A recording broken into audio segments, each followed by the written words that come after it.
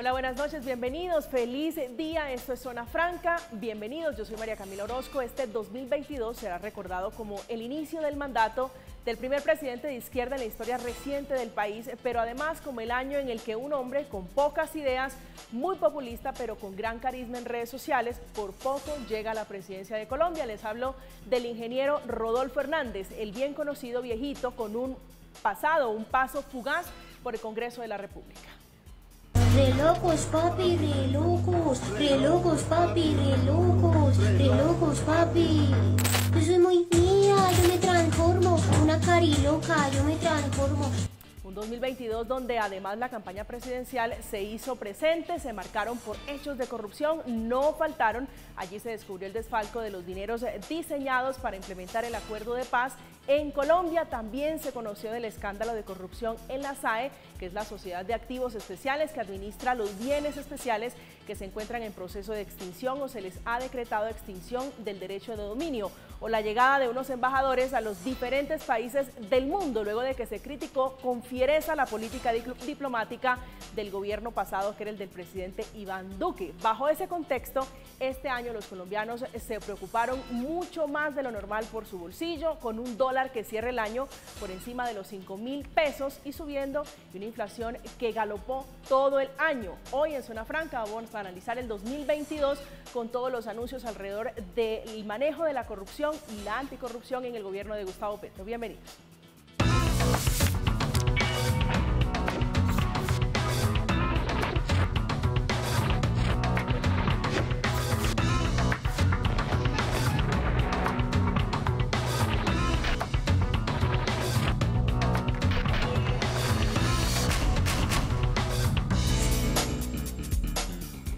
Esos son uno de los hechos, pero también recuerden ustedes, recién posesionado el presidente Gustavo Petro habló de lo que sería un hecho grave de corrupción en los recursos que se destinaron para la reconstrucción de San Andrés y Providencia, especialmente en las viviendas. Ya van casi más de 120 días de ejercicio de poder del mandato del presidente Gustavo Petro.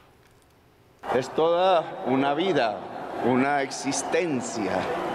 Esta espada representa demasiado para nosotros, para nosotras. Y quiero que nunca más esté enterrada. Quiero que nunca más esté retenida. Que solo se envaine, como dijo su propietario, el Libertador, cuando haya justicia en este país. Esta noche está con nosotros el doctor Antonio Sanguino. Él fue senador de la República, actualmente sigue en el servicio público en la administración de Bogotá. Doctor Sanguino, buenas noches y bienvenido. Buenas noches, María Camila. Qué gusto tenerlo aquí ya acabando este año. Gracias por la invitación y por supuesto también es un gusto estar acá. Gracias, también nos acompaña don León Valencia, analista político, director de la Fundación Paz y Reconciliación, que es Pares. Han hecho también un ejercicio muy valioso, lo tengo aquí en mis manos, que son los 100 días del ejercicio en el poder del presidente Gustavo Petro. León, buenas noches y bienvenido.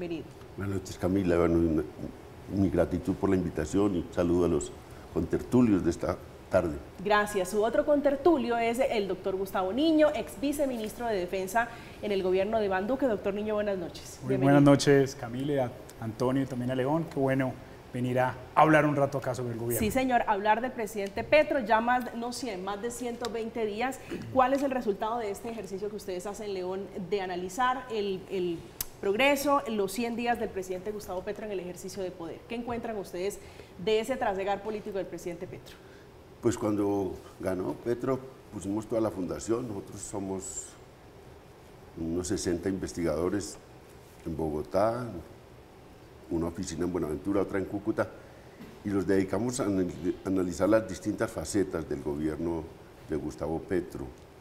Y fíjense, 665 anuncios en los 100 días, era como 7 anuncios por día. Sí.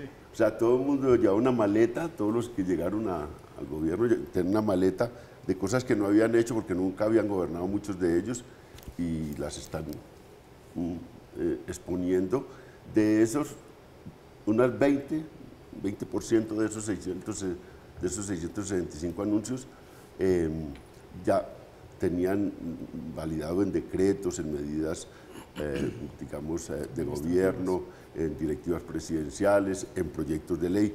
Los otros no, los otros van corriendo como anuncios y eso pues dice un poco, digamos, de ahí del furor que hay en este gobierno de buscar y hacer cosas nuevas, de anunciar cosas, pero también las dificultades para las realizaciones.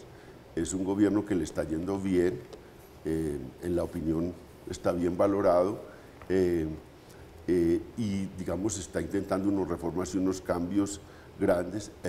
Luce un poco desordenado el gobierno. Ahí hacemos una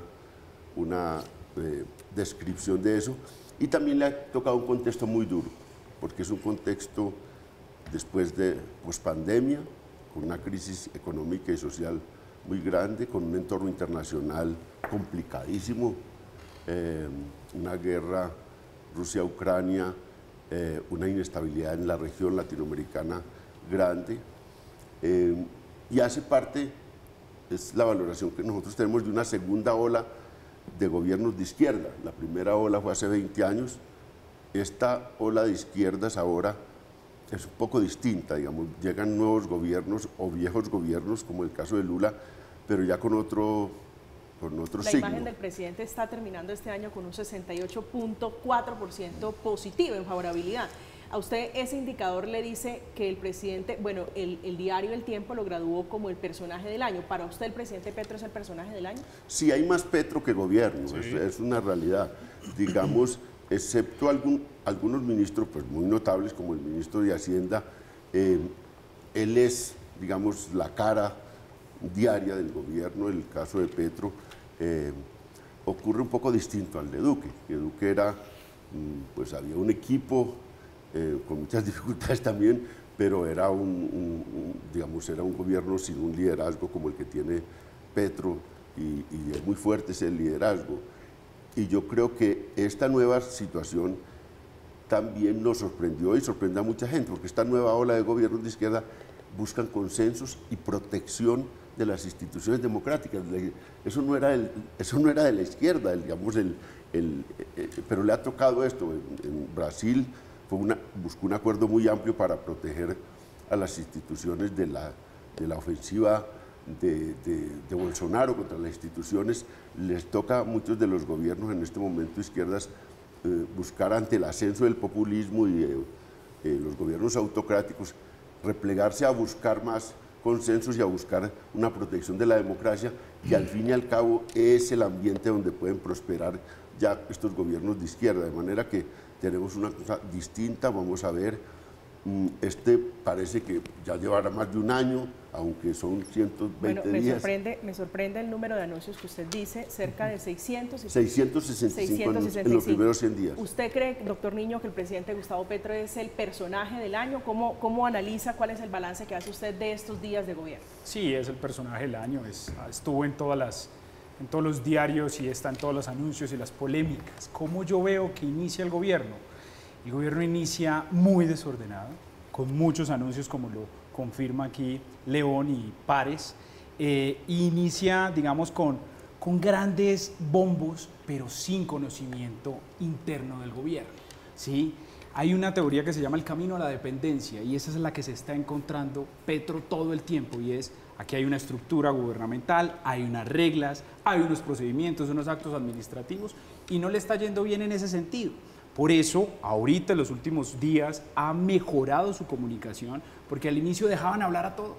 Se habló de control de precios por parte de la ministra de Trabajo, se habló de comprarle gas a Venezuela, se habló de, bueno, ese sí fue un hecho, se retiraron 70 generales, 1.400 años de experiencia en el Ministerio de Defensa, y eso empezó a que cada uno empezara a hablar. Ya ahorita están cogiendo un poquito más ordenado, y unos voceros específicamente.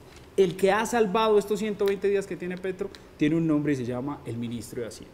El ministro de Hacienda es el que le está dando confianza al país, si no, sería mucho más complejo. Eso sin deslindar y reconocer de manera ecuánime que la figura de Petro es una figura que genera mucho magnetismo, pero eso no le va a durar más de 6 meses. La teoría dice que los gobiernos duran 6 meses y empiezan a bajar. Después de los 6 meses, si no muestra actuación Petro, ese 68% va a empezar a generar de favorabilidad, va a empezar a generarse, digamos, dudas, preguntas, tanto al interior de la izquierda como de toda la sociedad. Entonces, siento que hay cosas positivas, cosas muy negativas con gente inexperta, específicamente la ministra de Minas, que tiene más emoción que conocimiento y que ahora está un poquito más calmada. Le pasó un poco a la ministra de Trabajo con eso de control de precios, que es una locura, y después lo retiró. La ministra de Salud está patinando completamente en lo que quiere y lo que no quiere, porque sabe que aquí hay una estructura y aquí hay unas cosas buenas y no se puede dañar lo bueno, que mejoren lo que no está bien, pero que no se tire lo que ha avanzado el país. ¿Cómo van las vacunas? Vamos mal. Y hay varios retos allí que tiene que mejorar el presidente Petro, sin duda, en su gobierno. Sanguino. María Camila, ¿Su personaje del año es el presidente Petro? Sí, sin duda, digamos, en Colombia, por supuesto, Petro ha marcado, digamos, una ruptura, un antes y un después en la política colombiana, porque además pudo derrotar por lo menos 3 mitos, me parece a mí. Uno primero, que no era posible que ganara la izquierda la presidencia de la República. Lo logró. Segundo, que si ganaba la izquierda no era posible que gobernara. Está gobernando, con todas las dificultades y las equivocaciones que pudiéramos enlistarle, ¿no? Pero, por ejemplo, puso a prueba, y con una prueba ácida además, la democracia colombiana, ¿no?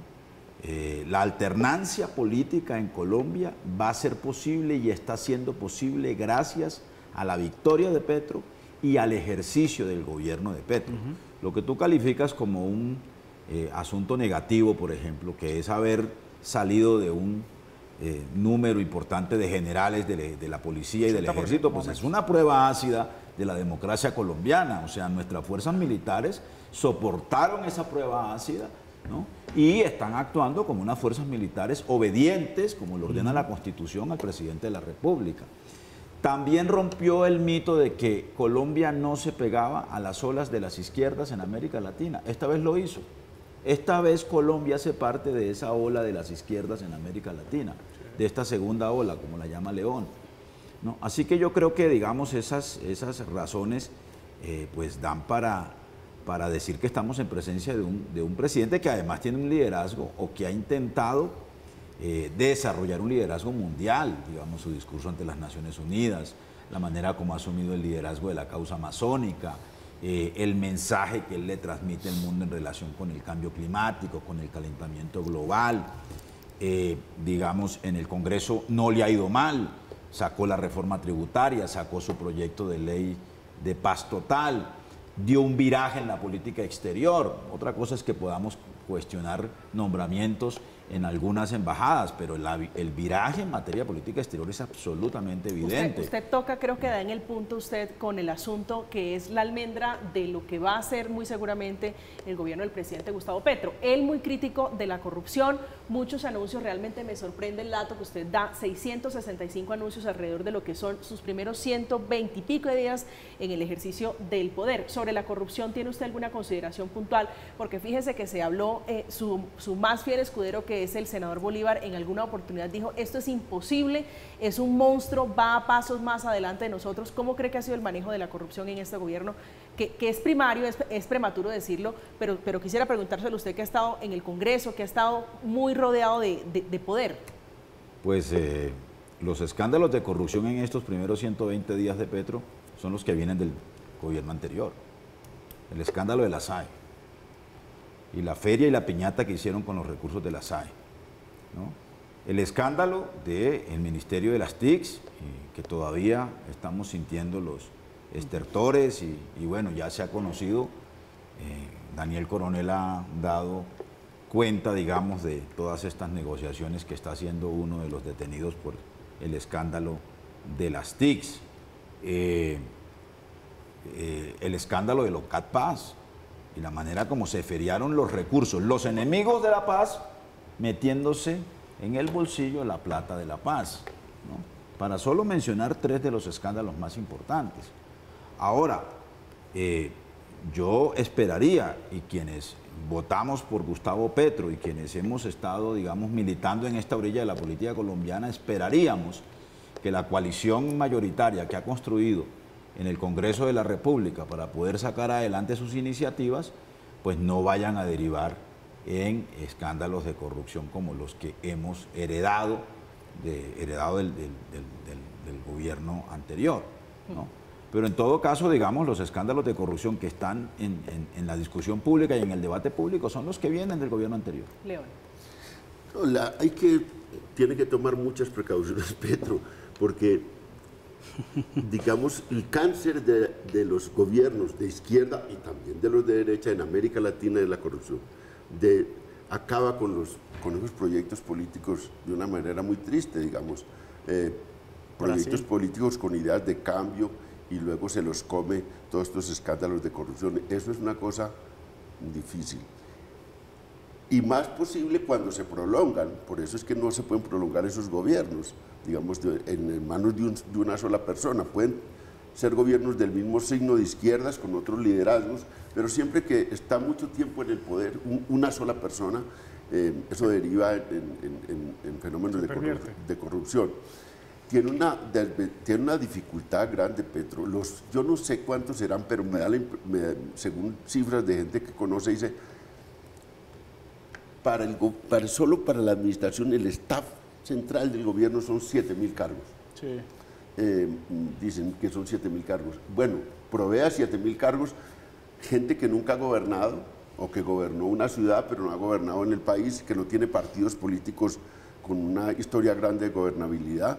Mucha gente que llega hasta improvisada, digamos, es una realidad porque, pues, digamos, es primera vez y mucha gente sigue del gobierno anterior y de gobiernos anteriores porque no hay todavía quien lo reemplace. En muchos cargos sigue una base, digamos, de gente de anteriores gobiernos. Esas son las dificultades que tiene, digamos, esta administración. La curva de aprendizaje es larga porque, digamos, hay personas que todavía no logra sentarse como ministro porque era una activista social, digámoslo, pues estaba... Pongámosle nombre, la ministra de Minas, Irene Vélez. Hay mucha gente que está jugando, que juega y que para adaptarse... Bueno, ya estoy en el puesto, soy ministra, ahora no soy un activista social, soy ministro, no soy un activista social que está tirándole piedras desde fuera al sistema. Eso cuesta y hay que verlo, cómo eso se va asentando. Y ahí, digamos que uno, es como cuando alguien, digamos, asciende de estrato social, se cambia de barrio y entonces tiene otros vecinos, no sabe dónde está la tienda. Está perdido. Sí, tienen que empezar a ver cómo es la luz de la nueva casa, la energía. Toda esta cosa es lo que va a vivir en estos meses y lo está viviendo el gobierno de Petro. Vamos a ver cómo se sienta eso. Tuvo yo creo que el acierto de colocar una gente ya con experiencia, que son los que están liderando un poco eso. Menciona al ministro de Hacienda que realmente... Pero no solo es Hacienda, es Cecilia López, la ministra de Agricultura, es Catalina Velasco, la ministra de Vivienda. El mismo de Exteriores es una señora... Pero miren de Interior, o sea, hay un núcleo de ministros con experiencia que son los que han logrado sostener el gobierno, porque efectivamente, como dice León, ¿no? Hay más presidente que gobierno. Sí. Hay más Petro que gobierno. Pero en todo caso, digamos, los éxitos del gobierno se ha debido en buena parte a ese núcleo de ministros más experimentados, aun cuando todavía no hay una sola sinfonía, ¿no? Hay muchas sinfonías tocando al mismo tiempo en el gobierno aún. Pero miren que siguen habiendo muchos anuncios. La ministra de Agricultura, 3 millones de hectáreas. Ya después dijo, no, venga. Y es una mujer experimentada, ¿sí? Y válido todo ese ejercicio que están haciendo. Pero les pongo un caso con la ministra de Minas que me parece... 2 de los cargos más importantes aún no los nombra, que es la Agencia Nacional Minera y la UME. Yo le pongo otro caso. ¿Sabe quién es el delegado del presidente en la CAR de Cundinamarca? ¿Quién? Julio César Turbay Quintero. ¿No? El tío de Miguel Uribe Turbay. No han nombrado mucha gente y sobre todo en las carteras más débiles. Digamos, las que están más débiles pero que son más importantes, como la de Minas. Esa me parece que ha sido un gran desacierto del presidente. Pero para no quedarnos solo en Minas, eso que está diciendo León, arrancaron muy contentos, arrancaron anunciando mucho y ejecutar no es fácil.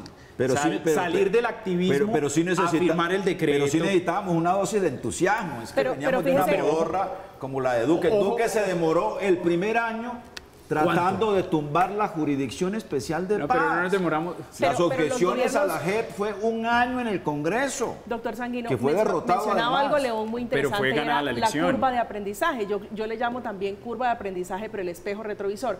Hay un sinnúmero, dice usted que es usuario de la red social Twitter, allí donde se dan los debates, siempre hay un trino. Y fíjese alrededor de la discusión del manejo de la corrupción, un tema puntual, y es la multinacional SACIR, la empresa española SACIR, y el punto sobre el canal del dique. ¿Cómo analiza usted, por ejemplo, la entrega de ese contrato para la construcción del canal del dique, las obras que se van a hacer en el canal del dique? Antes no era bueno, pero ahora sí es bueno en el gobierno del presidente Gustavo Petro. Pues yo no conozco los detalles de cómo fue el proceso de adjudicación de ese contrato. Pero por supuesto que esa multinacional Pero lo criticaron tiene mucho. cuestionamientos, ¿no? Bueno, tiene el cuestionamiento de esta vía acordeón, de este puente acordeón Esgaura. que entregaron en el Santander, o que mal entregaron, ¿no? Y Triste con que le ese ponga- tipo de asuntos nos vamos a encontrar, ¿no?, en los procesos contractuales que vienen hacia adelante. Y por supuesto, hay que pedir y hay que exigirle al gobierno del presidente Gustavo Petro mayor rigor, mayor cuidado, ¿no?, en que no vayamos a repetir las equivocaciones que nosotros mismos desde la oposición en el Congreso cuestionamos al gobierno del presidente Iván Duque. Todo lo que... León. Adelante, León. No, yo creo que ese tema, el tema de llegar con cuadrilla nueva pues al gobierno, y el tipo de cuadrilla que tenía, digamos, este torero, siempre pues tiene muchas dificultades, yo siento. Hay experticias, digamos, que no se aprenden de la noche a la mañana. Por ejemplo, Ni hay curva de aprendizaje en esas por ejemplo, cosas, en por ejemplo, ocasiones. debe estar encartado Petro para nombrar el presidente de la principal empresa Ecopetrol. del país, de Ecopetrol. Imagínense. Pero la izquierda, ¿cuándo ha tenido una relación con técnicos petroleros? Si antes lo que era una crítica a esa conducción. Yo, para buscar a alguien que represente las ideas del gobierno y que se ponga al frente de Ecopetrol, la principal empresa del Estado, mire las dificultades que ha tenido. Ya llevamos más de 120 días y no ha encontrado a alguien para eso. Ocurre para muchos casos donde las experiencias técnicas son muy importantes. La relación con el empresariado. Este es un establecimiento muy sofisticado, por eso es que yo creo que ellos además no se atreven tampoco. Petro les ha mandado muchos mensajes de conciliación, pero es que tampoco se atreven porque saben que desestabilizan el país y se ponen en un pulso duro con Petro. Pero ese establecimiento es tremendo. La oposición, ¿en qué ha descansado? Fíjese que la oposición, ante la situación de Rodolfo Hernández, que, bueno, como decía alguien de un libro, no, ese libro declina al principio, este declina al principio. Rodolfo, y luego queda en manos del uribismo. El uribismo está en una crisis muy dura, el uribismo y ese proyecto político. Y fíjese, la oposición ha quedado en manos de algunos medios de comunicación, de los líderes empresariales. El señor, entonces, Bullman Master es el que asume como gran fuerza opositora, de manera que hay una situación de descontrol también del otro lado de la oposición. Y ante eso, yo siempre le digo a mis amigos, nosotros que pues estamos muy esperanzados en este primer gobierno de izquierdas, debemos estar ahí para jalarle también el saco sobre temas de corrupción o sobre otros temas. No podemos hacerle concesiones a Petro en ese campo para poder que, ojalá, pues no ocurra lo que ocurrió, por ejemplo, en Perú. Obvio, la comparación es muy diferente, porque es que el señor pues, Castillo no tenía ninguna experiencia de gobierno de ninguna clase, pero tenemos que estar muy pendientes. Incluso los que queremos que le vaya muy bien al gobierno, los que aspiramos a que este gobierno de izquierdas... No, yo creo que todos, yo creo que quien esté en la tesis y en la onda de que en la medida en que le vaya mal al presidente Petro, le va bien al país, es una tontería. Pero es una frase bonita, Camila. La oposición lo que le interesa es que le vaya mal al gobierno. Esa es la oposición. No, pero no. Pero ese es el papel. Es que el papel de un opositor que es, yo pues siempre estaba muy contento cuando Robledo estaba de parlamentario, porque él se tomaba el café, yo creo que en el lugar donde sabía más amargo antes de entrar al Congreso, y luego allá, pues, con ese sabor amargo del café que se acaba de tomar, se lanzaba a criticar, y me parecía fabuloso él. Ponía siempre el papel de la oposición por poner el dedo en el lugar más oscuro del gobierno. Está muy bien. Pero creo que hay una brecha grande, León, entre hacer oposición, criticar por criticar o criticar con fundamento y desear que le vaya mal, doctor Niño, al presidente Gustavo Petro. Nosotros siempre hemos pensado que debe primar el país, y así lo ha dicho el presidente Uribe, lo han dicho, digamos, en varias ocasiones líderes de la oposición diciendo, lo más importante es que se le vaya bien al país y nosotros proteger nuestras tesis, fundamental. ¿Qué sería catastrófico? Que el dólar llegue a 8.000, 9.000, que la inflación llegue a 25 a 100% como en Argentina. Eso yo no quiero que le pase a mi país. Por más de que no sea petrista, por más de que no crean las tesis de Petro, por más de que le he hecho oposición en la ciudad de Bogotá. Pero, doctor, digamos, eso es una parte importante de cómo debe evolucionar la oposición. Y hay que entender una cosa muy importante acá, y es si nosotros seguimos, digamos, haciéndole seguimiento a Petro, va a tener un mejor gobierno, sin duda. Si nosotros les criticamos, va a tener un mejor gobierno. Criticar a la directora del ICBF porque no tiene experiencia, la debe sacar en enero para que tenga un mejor gobierno por los niños. Criticar a la ministra de Minas, tiene que hacerle un cambio porque o si no, ahí hay 40 billones de pesos en Ecopetrol que los necesita para su reforma social. O si no, el próximo paso para consolidar a la izquierda, que son las elecciones regionales, las va a tener en peligro. Ustedes lo ven en Bogotá, doctor Sanguino. Pero mira, Niño, que la alternancia en el poder es importante. Se fundamenta en las equivocaciones del que gobierna. Total. ¿No? Y en el acierto del que hace oposición, ¿no? Ahora, el que hace oposición también puede obtener conquistas en el debate político ejerciendo la oposición. ¿Sí? Entonces, digamos, eso hace parte de la dinámica de la alternancia política. Lo que pasa es que, claro, tenemos una oposición hoy que es una oposición muy pobre. Imagínense si en la Cámara la ejerce Polo Polo, ¿no? ¿Es una oposición pobre o inexperta? Digo, porque estuvieron siempre muy cómodos siendo gobierno. Es de una pobreza conceptual y es de una pobreza argumentativa, pero que es absolutamente evidente. Y claro, por supuesto, si a Petro le va bien, pues muy seguramente un proyecto alternativo se reelige en el poder. No Petro, que ese fue el otro mito que rompió Petro, ¿no? Un proyecto alternativo que no se ese talante, de un talante socialdemócrata progresista puede repetirse en el poder. Pero fíjense, el presidente Eso Gustavo ocurre Petro... en las democracias, cuando los proyectos en el poder fracasan, ¿no? Incluyendo el fracaso de las políticas públicas que están bajo su conducción, pues tiene más chance la oposición de ganar el presidente y de Gustavo alternarse en el Petro poder. hoy le están dando esa curva de aprendizaje. Al presidente Iván Duque en su momento no fueron tan condescendientes, no fueron tan complacientes. ¿Qué tanto va a pesar? Eso que usted dice es trascendental. 4 años, en 4 años, si se reelige o no una alternativa, una opción de izquierda, ¿qué tanto va a pesar lo que haga hoy el presidente? Camila, ¿cómo íbamos a ser condescendientes con Duque si el primer proyecto que nos llevó al Congreso fue las objeciones a la ley estatutaria de la Jurisdicción Especial de Paz, que era zamparle una puñalada al corazón del acuerdo de paz? Entonces no podíamos ser condescendientes y lo derrotamos. Lo derrotamos, ¿no? No, pero él, pues que el caso, diga, ni siquiera era una labor de la oposición. Es que Duque a los 100 días tenía el 23% en las encuestas.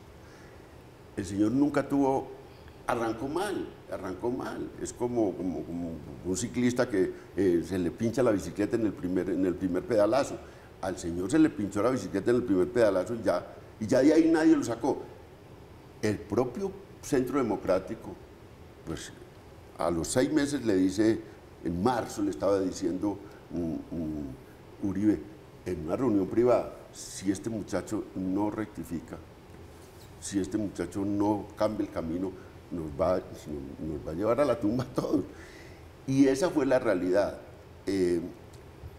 Duque le abrió, fíjese, como era dificultad de ganar un presidente, un candidato de izquierdas, le abrió el camino a la izquierda Duque, es una realidad. Digamos, yo creo que debe estar muy agradecido Petro con Duque, porque ese fue el que fue de campaña, fue Duque. Le abrió el camino. Y también, y se quedaron sin, porque eso también le ocurre a todos los proyectos políticos, digamos, que tienen un liderazgo enorme, un caudillo enorme, como en el caso, digamos, de Uribe, que llega a un momento de decadencia. Mire, el candidato de ese sector era Fico Gutiérrez. Y Fico Gutiérrez, frente a Duque, que es muy malo, fue muy mal presidente Duque, era un estadista. Duque frente a ese señor Fico Gutiérrez. Me contaron una anécdota en el ubérrimo, ya después de la campaña, que había terminado segunda vuelta, había ganado Petro, un grupo de políticos con Uribe estaba discutiendo sobre el futuro de Fico Gutiérrez y cómo organizarle una plataforma de oposición para que mantuviera su liderazgo y pudiera, digamos, optar en el 2026.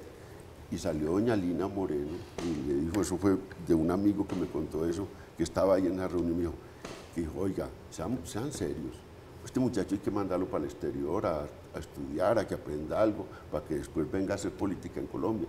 Doña Lina Moreno. Yo sí creo que hay una decadencia de ese lado y recomponerse las derechas necesitamos unas derechas que se recompongan en el debate político, porque de la dinámica de esas derechas depende mucho también la corrección de las cosas del gobierno y depende de las alternativas para el país. Nunca en democracia hay poderes absolutos. Si hay poderes absolutos no es democracia. Nunca hay una prolongación eterna de un gobierno, así sea... Ni de un líder. Y de un líder. Eso no es la democracia y necesitamos que esas cosas no ocurran en Colombia, que haya alternación, que haya fuerzas, que si este gobierno comete unos errores venga otro que corrija esos errores. Esa es la democracia, lo digo yo, que claro, yo no soy un político práctico, no estoy haciendo política electoral, pues soy un analista político, pero eso creo yo que es bueno para la democracia y es que haya alternación, que haya distintas opciones. Yo creo que es muy fácil y obvio con la victoria y 6 meses, 120 días, señalar el gobierno anterior. Pero esperen que cada una de las cosas que ha hablado Petro la ha embarrado. Que no iba a nombrar en el servicio exterior gente inexperta, está metiendo los peores en México y en el consulado y en la embajada. Que no iba a nombrar gente por amiguismo, la esposa está nombrando a todos, la que realmente tiene poder acá es la esposa, está nombrando al ICBF, en el DPS, en miles de lugares. Entonces, yo creo que el presidente Duque va a ser más famoso en los próximos meses y años, porque no va a ser tan malo como lo ven ustedes. Teníamos una economía... De que vamos a terminar extrañando al presidente, digo, sin como duda. se dicen que van a terminar extrañando al presidente Duque. Sin duda, al presidente Duque lo van a extrañar por una sencilla razón y se los dejo ahí, y es el tema económico. Una crisis económica el próximo año, no sabemos si vuelve a dar sus clases en Colombia el señor ministro de Hacienda y se derrumba más o menos el país. Esa es la piedra que sostiene toda la montaña. Bueno, Duque ha dicho y esto es lo que va a garantizar que la gente vaya a empezar a extrañar. Vamos a extrañar muchísimo solamente cuánto va a subir el salario mínimo. Están hablando, piden 20, los otros están ofreciendo 15. No te esperen mucho, 17. que Duque está diciendo que si hubiera presentado las elecciones hubiera derrotado a Petro. O sea que tampoco hay que esperar mucho, digamos, para escuchar esos cantos de sirena. Sin lo jocoso, ¿sí? En el análisis, que es lo que trata, digamos, también este ejercicio, van a ver. Porque lo que pasa es que cuando hay mucho anuncio y mucho populismo y se aleja uno de la corrupción, pero se comete el error que cometió Lula en el PT, de aliarse con todos los partidos políticos de corrupción, les van a salir. Pero es que ustedes lo saben, que ustedes tienen todo el ejercicio político de experiencia, lo que le pasó a Lula. Pero doctor Niño, Colombia la gloria es muy efímera, esa es una realidad que aquí sí no, porque por una tradición cultural, nosotros somos un país de medianías, que no, los grandes liderazgos no existen. Mire, hace unos años, hace 4 o 5 años, oiga, Uribe era el Dios. Sí. Y ahora es un señor que en las encuestas y en la valoración, y además lo están dejando solo realmente el mundo colombiano, porque aquí es eso. Usted ve, digamos, tire para atrás, Bolívar, sí. Acabamos de ver el 10 de diciembre, era esa proclama tan triste, tan angustiosa de Bolívar desde la Alejandrino, desde la ¿Quinta? Santa Marta del Quinta, San Pedro Alejandrino. Ajá. Ese mensaje tan triste de soledad, de una persona que es valorada en la BBC, de Londres hicieron una encuesta entre historiadores. Es más grande, en esa encuesta, hace unos 10 años hicieron una encuesta más grande que Alejandro, más grande que Aníbal, más grande que Napoleón. Era líder. Y aquí nosotros, la valoración que tenemos de ese señor, pues más o menos es para Parques, pero no hay ninguna valoración de Bolívar. Pero entonces, León, ¿usted cree que...? Yo digo, ni Uribe tiene una gran hoy recordación. Duque, pues menos. Duque va. Pero no solo le ocurre a él, le ocurre casi a la mayoría de los presidentes. Acá, cuando ponen en encuesta qué presidente es mejor, las cifras son muy... Pero hay una cosa... ¿Usted cree pero, entonces en esta tesis que niño, en el corto plazo, León, esa gloria va a empezar a bajar como Pero dice? mira, fíjate... La gloria de Petro, todo lo que ha criticado durante 30, 40 años de carrera, se va a enfrentar a ese error. ¿Qué le pasa a Claudia? Claudia sacó la consulta anticorrupción y se ha enfrentado completamente a miles de errores. Pero fíjate que Claudia tiene una aceptación de su gestión que hoy bordea el 50%. Fíjate tú, por encima del de Peñalosa, el doble del de Peñalosa, ¿no? Y Petro, bueno, le ha durado un poquito más la gloria que Duque, ¿no? Sí. A Duque no le duró. Sino, o sea, la tesis es que los de izquierda tienen un poquito más. Te voy a decir lo siguiente. Pues al margen de eso, lo cierto es que la orientación de las decisiones públicas en el gobierno de Petro revelan un cambio de contenido importante.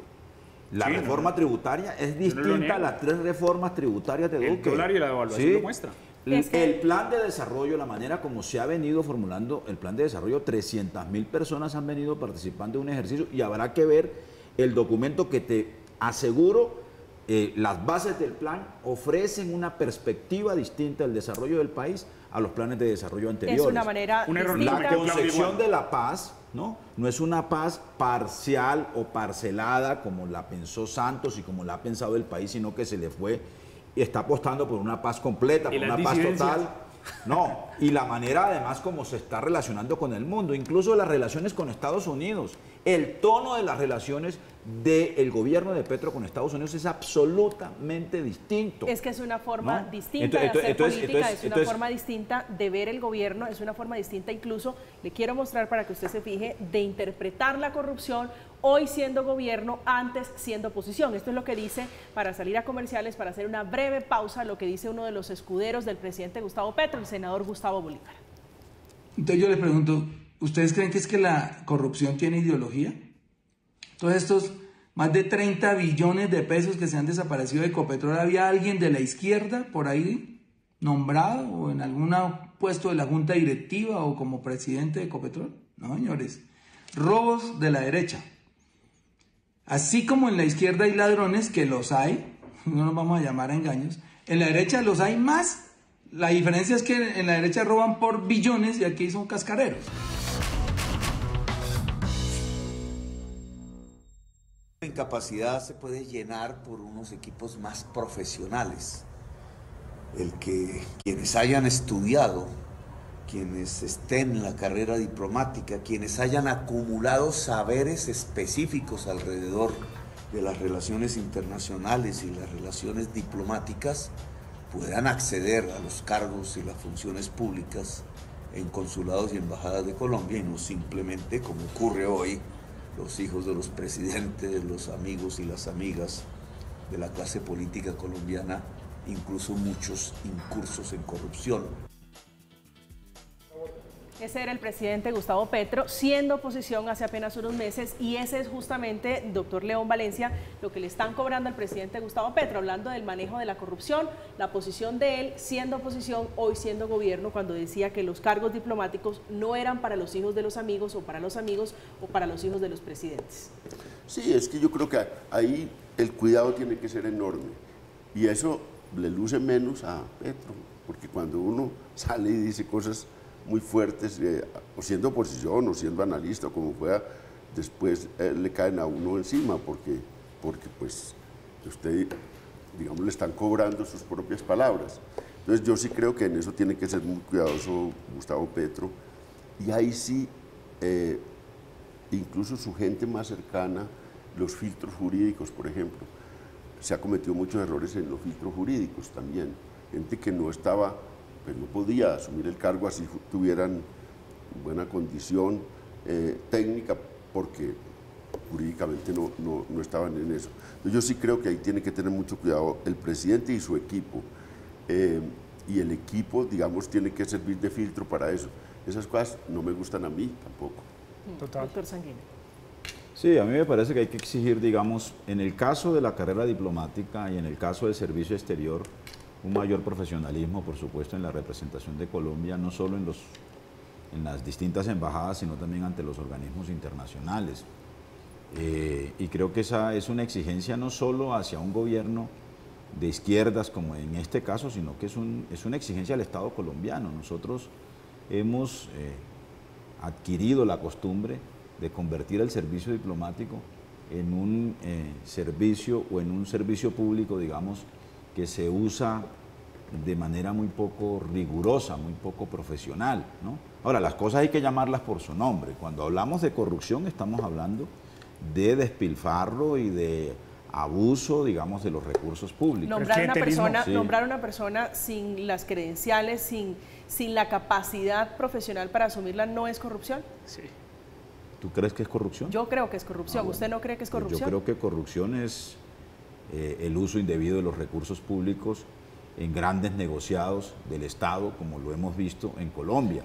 Corrupción es Odebrecht, o sea, no me pongas en el mismo plano el escándalo de Odebrecht, ¿no?, con el nombramiento de un embajador. ¿Usted cree que hay corrupción de cascareros y corrupción a gran escala? No. Hay equivocaciones en materia de nombramiento de funcionarios en el servicio diplomático, por supuesto que son cuestionables, que son criticables. No sé si ese nombramiento esté asociado, digamos, a un hecho de corrupción. Sí, una cosa es el clientelismo, otra cosa es la corrupción, son dos cosas distintas. El clientelismo hace parte de la corrupción. A veces asocian, no siempre. Y con Claudio López dice que sí. Y con eso no estoy defendiendo, digamos, este tipo de nombramientos que son cuestionables o que pueden ser cuestionables. Lo que quiero decir es que las cosas también hay que ponerlas en su justa dimensión. Pero no apaciguarlas porque son gobiernos. Yo no los estoy saludando, los estoy cuestionando. Sencillamente creo que en un debate público serio y en rigor, pues hay que poner las cosas en sus justas proporciones, ¿no? Aquí, digamos, ha habido fenómenos de corrupción absolutamente graves, cuestionables, que son, por supuesto, criticables en una dimensión mayor a este otro tipo de cosas que también, por supuesto, son criticables. Doctor Sanguino, pero uno no puede ser incoherente con eso. Y la vehemencia que uno utiliza, siendo oposición, para atacar a un gobierno, y cuando uno es gobierno, darle, mejor dicho, ahí sí empezar a tratar de acomodar, no está bien. Y menos en una persona como usted. Digamos, hay un problema de idoneidad a veces en la escogencia de los funcionarios. Entonces uno dice, hombre, qué equivocación tan grande este tema. Además, si fue por amistad, pues peor. Eso es lo que hay que decir. Y es por amistad de Bolívar, porque Bolívar es el que los defiende. Ahora, es el que está a cargo de ellos. El que siempre habló en contra del clientelismo. El que habló en contra de la corrupción. Ahí hay una crítica. Si es amigo, pero es idóneo, pues es natural. Está bien, porque uno gobierna con los amigos. Es natural en la política, pero si no es idóneo y está solo por la amistad, pues es un error grave. Dice el doctor Niño que el clientelismo hace parte de la corrupción, y no lo digo yo solamente, el Partido Verde se gastó 300.000 millones de pesos en una consulta anticorrupción, señalando que no hubiese clientelismo ni amiguismo. El partido no. Y Claudia López llegó a ser alcaldesa diciendo eso, sin que haya ese gobierno. Te voy a recordar lo siguiente, La consulta anticorrupción fue una iniciativa del Partido Verde, por supuesto. Sí. ¿No? Que recogió una serie de iniciativas que no quiso votar el Congreso de la República, que se negó a votarla, que se ha negado a votarla incluso después de haberse votado la consulta anticorrupción, como por ejemplo la disminución del salario de los congresistas, para ponerte solo un caso. Que ahora el propio pacto histórico no está de acuerdo. Pero además quiero decirte que la convocatoria a la consulta popular anticorrupción, ¿no?, la convocatoria, si tú eres serio y riguroso, sí, lo soy, es el resultado de una decisión del Congreso de la República, porque así lo establece la Constitución Nacional. ¿Y quién la abanderó? Entonces, quien hizo la consulta anticorrupción no fue el Partido Verde, que la promovió. ¿Quién hizo la consulta anticorrupción? Pues la registraduría. ¿Y quién la decidió? El Congreso de la República. ¿Y quién la votó? 12 millones de colombianos. Doctor Sanguino, una pregunta es, si le preguntamos a un ciudadano quién lideró la consulta verde, ¿usted qué cree que dice? No, pues Claudia López. Pero es que una cosa Pero es venga, que... Pero no podemos ser tan acomodados. Acomodado no, es que tienes que ser serio y riguroso. Sí, pero es un logro que se contradice. O sea, el Partido Verde lideró la consulta anticorrupción, pero te repito, la consulta anticorrupción se convoca en virtud de una decisión del Congreso de la República. Porque fue aprobado ¿Y para quién hacer un hace la referéndum? consulta? No la hace el partido. La hizo la Registraduría Nacional. Sí. ¿No? Pero ¿Y mire, quién votó la consulta? No los militantes del partido, 12 millones de colombianos. Pero la pregunta, ¿el clientelismo está dentro de los 7 puntos que señaló la consulta de anticorrupción? Es que Pues el te lo clientelismo recuerdo, tú lo recuerdas. es la base, ¿Sí está o no está? Es la base del sistema político colombiano. Mire, el clientelismo es la base del sistema político colombiano. El clientelismo engendra corrupción. El clientelismo engendra corrupción. Pero es la base del sistema político colombiano. Y es concebido como el primer paso para la corrupción. Sí, desmontar el sistema político, desmontar el clientelismo es desmontar la naturaleza del sistema político colombiano. Eso requiere una cosa supremamente profunda. Pero no es posible en Colombia hoy, con el sistema político que tenemos, con el sistema político gobernar sin corrupción. pero entonces no hubieran clientelismo. no No hubieran es posible gobernar Pero sin León, clientelismo. siendo rigurosos, ustedes son dos personas muy rigurosas, y es siendo rigurosos, ¿para qué prometieron que no iban a tener clientelismo y que iban a hacer el cambio si no lo están haciendo este gobierno? Bueno, esa es, digamos, una gran pregunta en eso. Esa realidad yo estoy de acuerdo con usted. El reto mayor. Y el reto es que no lo están haciendo. El reto mayor es ese. Y Bolívar se rasgaba las vestiduras y decía, y ahora los dos alfiles de Bolívar están en la Embajada de México atendiendo oficios consulares y relaciones económicas con el gobierno de México. Esa es la mayor reforma en la vida colombiana, es desmontar el clientelismo, que es la base del sistema. Háganlo con la correlación de fuerzas actual. El acuerdo de Petro en este momento es con el partido también conservador, el acuerdo de Petro es con el Partido Liberal, el acuerdo es con muchos de los clanes políticos base para tener esta gobernabilidad, para buscar sacar la paz que se alimentan total. de clientelismo y Yo corrupción. como analista lo digo, esa prioridad, digamos, de la paz total, el de buscar unos procesos de transformación social, están subordinando esa otra, que sería el gran esfuerzo, pero eso implica una transformación muy grande. Y eso es una transición política que se va a demorar varios gobiernos. O sea, que aceptamos la corrupción por la paz total. Esa es la línea delgada es la que le están criticando algunos cercanos. Es que tú identificas, mire, hay dos cosas que son, identificar... clientelismo. O sea, que son sinónimos. Sí. No, el clientelismo es un sistema político. La corrupción es una consecuencia del clientelismo. Bueno, son primos. Es una falla del sistema. Dejémoslo en que son primos hermanos y eso es lo que le están criticando. Eso es lo que le están criticando. Me tengo que ir a comerciales. Eso es lo que le están criticando justamente algunos cercanos integrantes del pacto histórico, como el doctor David Racero, él que es el presidente de la Cámara, que critica el manejo de la política exterior de este gobierno. El gobierno que criticaba, el gobierno siendo oposición antes, que criticaba nombramientos a los amigos. Estamos en Zona Franca, hacemos una pausa, ya regresamos.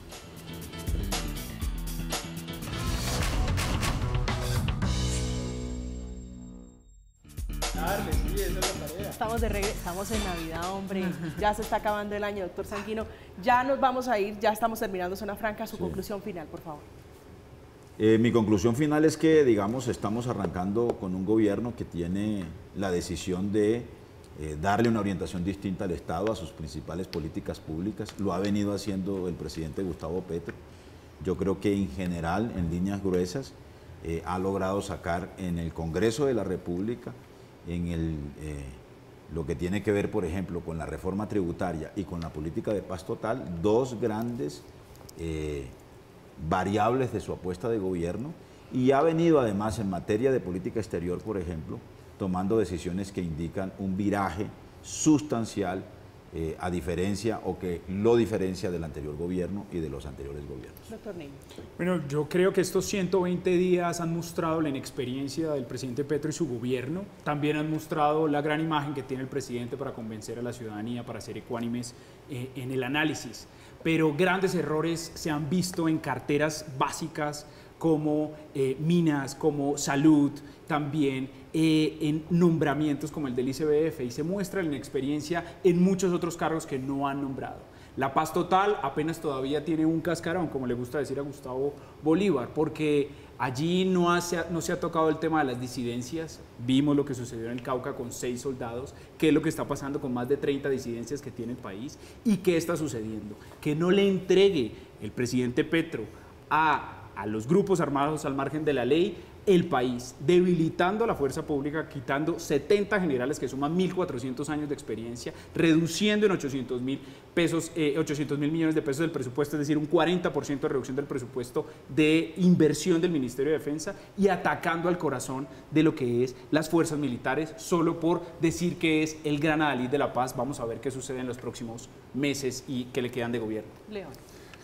Pues Petro es un gran vendedor de sueños y lo hizo en campaña, pero lo está haciendo ahora como presidente de la República. Está movilizando la sociedad en función de esos sueños, de la paz total, liderazgo mundial frente al cambio climático. Colombia, potencia de la vida, ha hecho cambiar, digamos, estas estructuras sociales hacia un país más equitativo. Está en eso, está tomando algunas decisiones que van en esa dirección. No la tiene fácil, porque el entorno internacional y nacional es complejo, de una crisis económica que no depende de las decisiones que tome Petro.